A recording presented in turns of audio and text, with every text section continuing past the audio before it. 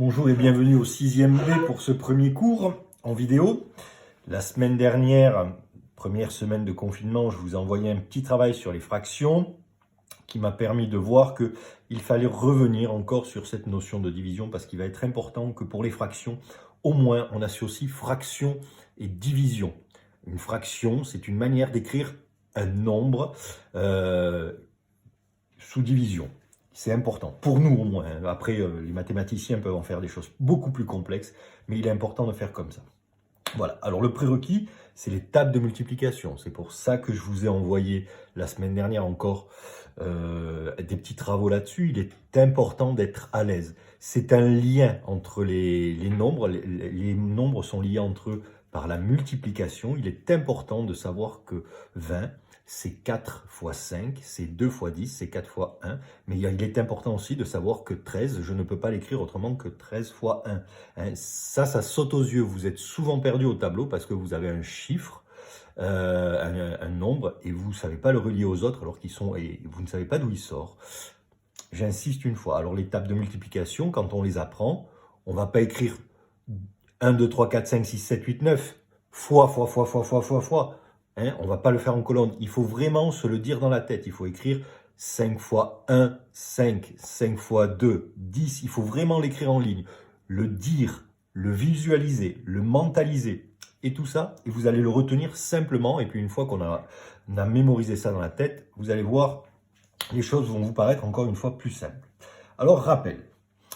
4 fois 3 égale 12. C'est ce que j'écris en langage mathématique. Mais vous voyez, je le dis bien, 4 fois 3 est égal à 12. Ça a un sens.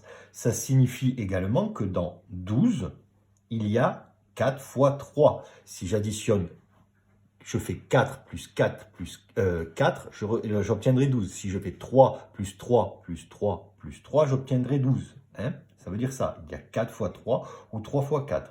En 12, donc, il y a 4 paquets de 3.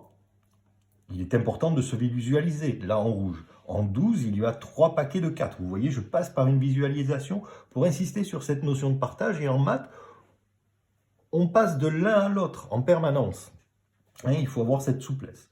Autrement dit, si je divise 12 en 3, j'obtiendrai 4. Et si je divise 12 en 4, j'obtiendrai 3. Voilà pourquoi il est important de savoir les tables de multiplication, c'est pour faire le lien avec la division.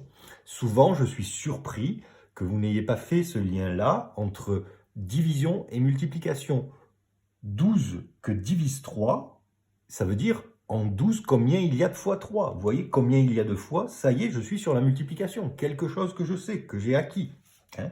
Donc l'écriture 42 égale 6 fois 7 signifie qu'en 42, il y a 6 fois 7, ou et en même temps 7 fois 6. La conclusion à retenir, 35 que divise 7 signifie, en 35, combien y a-t-il de fois 7 ? L'importance des tables, donc 8 fois 7 égale 56, signifie que 56 divisé par 7 égale 8, ou que 56 divisé par 8 égale 7. J'ai dit la même chose de plusieurs manières, mais qui ont un sens au moment où je le choisis. Si on est 56... non, si on est 7 et qu'on a 56 bonbons à diviser, ça voudra dire ça. Ainsi de suite. Hein. Alors, maintenant ça, on va aller plus loin, vers une question. Y a-t-il un moyen de savoir si un nombre peut être divisé par un autre? Parce que bien, monsieur, vous allez me dire, monsieur, c'est bien beau, mais pour les tables, c'est bon. On va jusqu'à 100. Mais il y a des nombres beaucoup plus grands. Alors là, on a quelques astuces qui vont nous permettre de le savoir. Et comme toujours en maths, on passe par plusieurs étapes. Il y a une méthode. On va parler ici de critères de divisibilité. On veut savoir si, par exemple, 423 divisé par 3 tombe-t-elle juste. Je vous rassure tout de suite, oui, je me suis arrangé pour. On veut savoir, par exemple, si 492 786 235 peut-il être divisé par 9 et par 5. Je vous rassure là aussi, ça tombe juste parce que je me suis organisé pour. Hein. Donc voilà les critères de divisibilité. Et je vais vous montrer dans la prochaine vidéo comment on les utilise. C'est un critère et je trouve que les critères sont importants parce qu'ils nous apprennent en même temps à savoir quelque chose, des critères de divisibilité, ça renforce notre savoir, mais ils nous apprennent une méthode, à utiliser un critère. Vous allez voir comment sur les exercices on les utilisera. Par 1, tous les nombres sont divisibles par 1. Ben oui, 128 que divise 1, ça fait 128. Ou je peux écrire 128 fois 1 égale 128. Ça, c'est une astuce assez importante. Je qualifie souvent cette astuce de pouvoir écrire un nombre comme ça, 128 fois 1 égale 128, ou 128 égale 128 fois 1, comme une astuce diabolique. Mais très importante en mathématiques. Par 2. Là, les nombres se terminant par 0, 2, 4, 6, 8 sont tous divisibles par 2. Ça veut dire que dès que j'aurai un nombre qui se terminera par 0, 2, 4, 6, 8, et si je le divise par 2, si je pose la division par 2, elle tombera juste, il n'y aura pas de reste. Un nombre est divisible par 3. Un nombre dont la somme des chiffres qui le composent est un multiple de 3 est divisible par 3. Alors ça, on va un peu plus expliciter. Par exemple, sur 423, que divise 3? Il faut, on me dit, la somme des chiffres. Qu'est-ce que c'est que la somme des chiffres? La somme des chiffres qui le composent, c'est 4 plus 2 plus 3. 4 plus 2, ça fait 6, plus 3 égale 9. 9 est bien divisible par 3, c'est un multiple de 3. Donc, 423 sera divisible par 3. Sans poser la division, en faisant simplement cette petite opération, je sais que 400 divisé par 3 tombera juste. C'est ça qu'on recherche. Sans poser la division, sans faire l'opération, je peux prédire le résultat. Je ne le connais pas. Je ne connais pas le résultat de ce quotient.